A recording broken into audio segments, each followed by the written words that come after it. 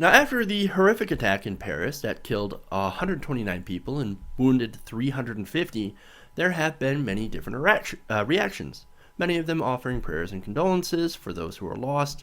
So, there have been a lot of good reactions. There's also been a lot of bad reactions. Now, what I want to do here is I want to present some of the bad reactions, some of the worst reactions to the Paris attacks, and they come from none other than our current crop of GOP candidates. So here we go.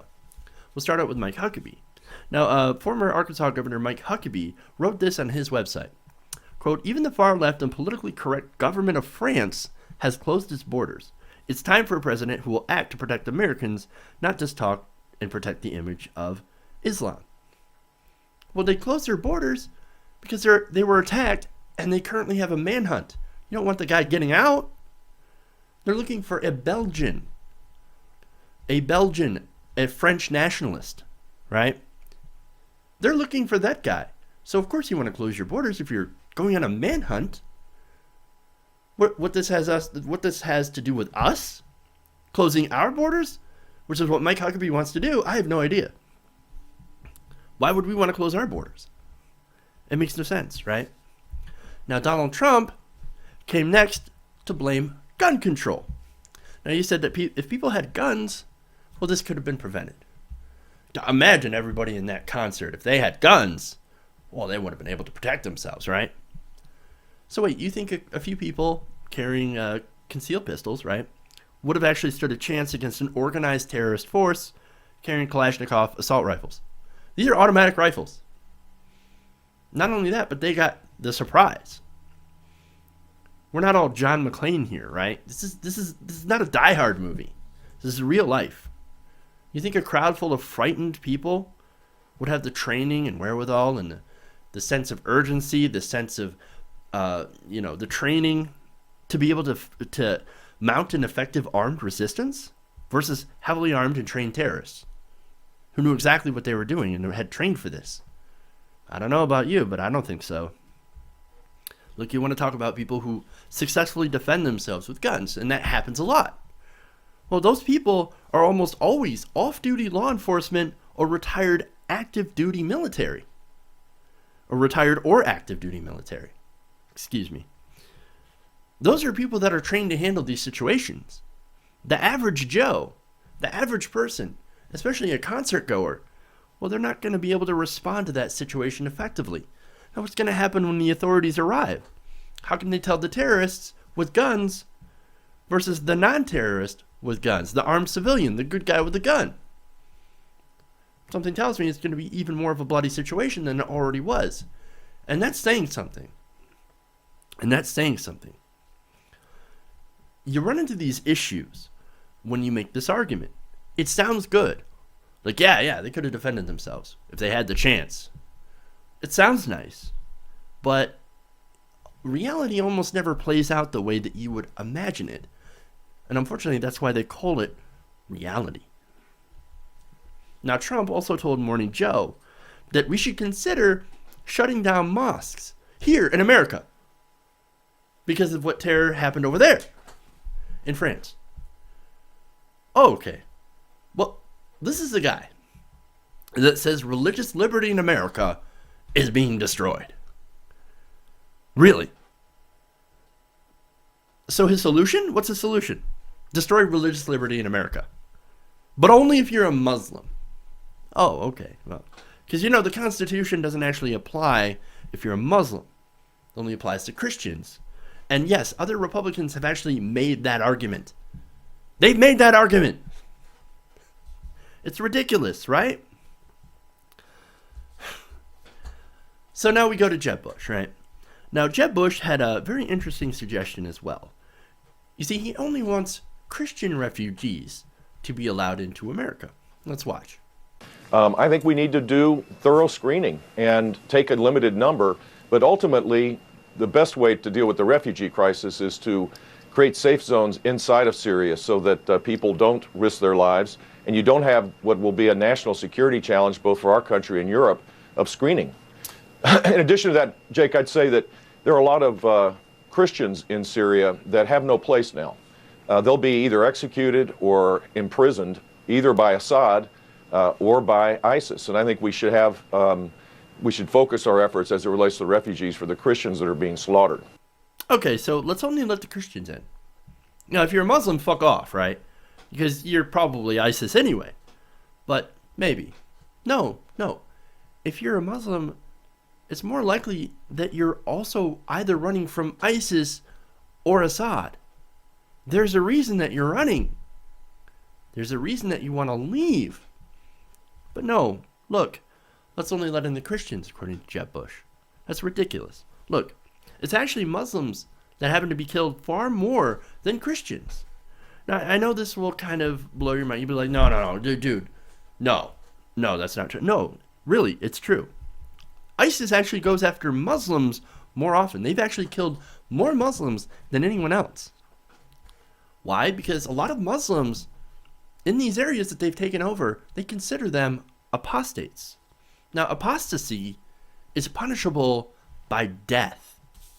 Now, Christians, even Christians under the most extreme version of Sharia law, as practiced by ISIS, well, Christians have to follow their strict interpretation of the law and pay a tax for being a Christian.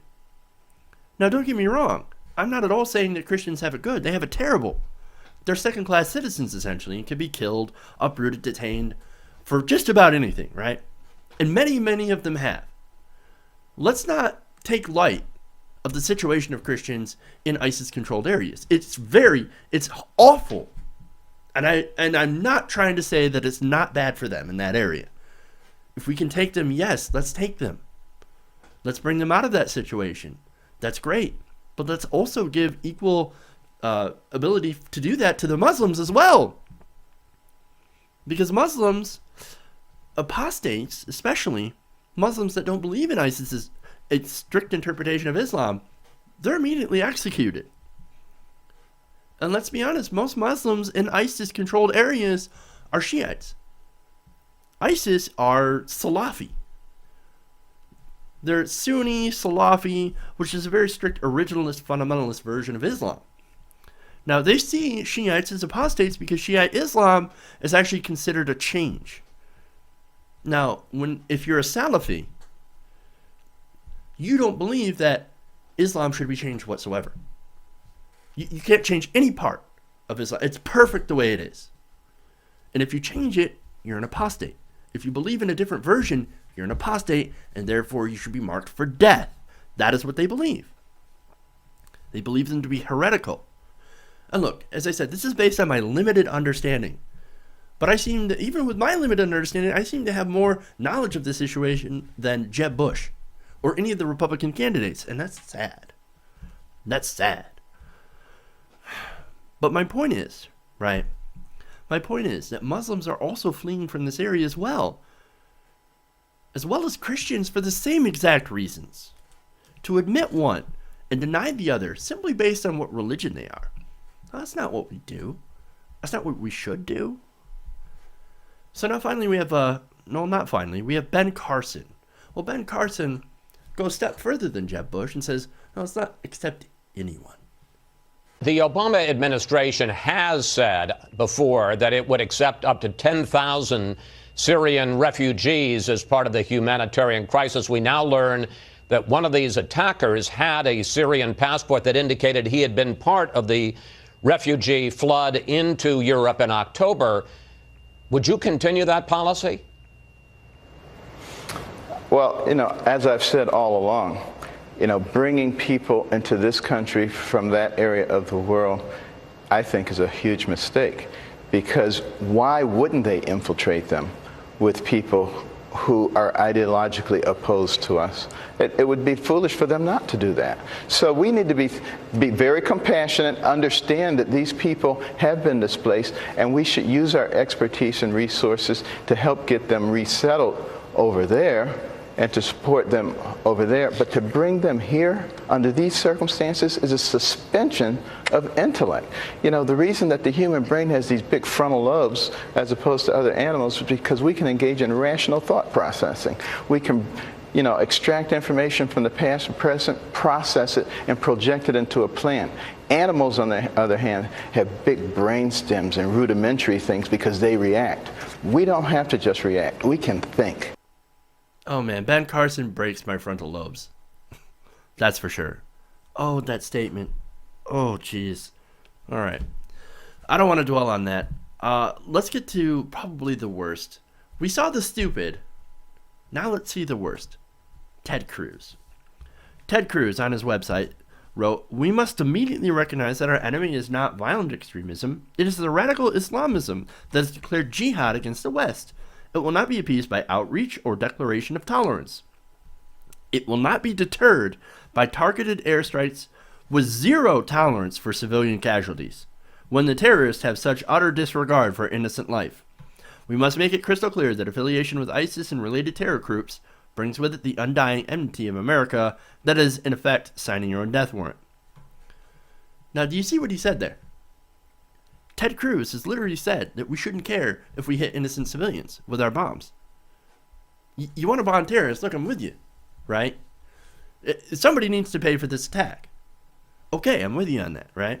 I'm with you, Ted. But you're saying that we shouldn't care about civilian casualties is not only callous, but it actually does the opposite of what you want, of what everybody wants to be done. We want to end the threat of ISIS.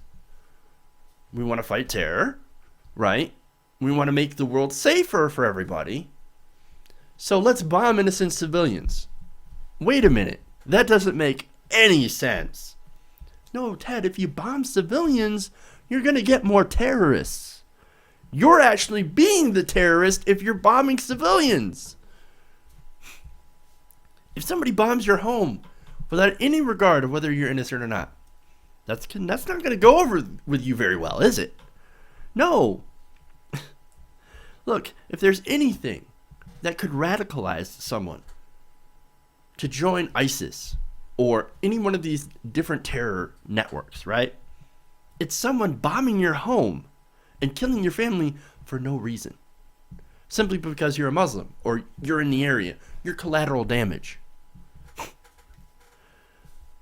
Amazing, right? But it's in this way what Ted Cruz says is not just only dangerous, but incredibly, massively dumb.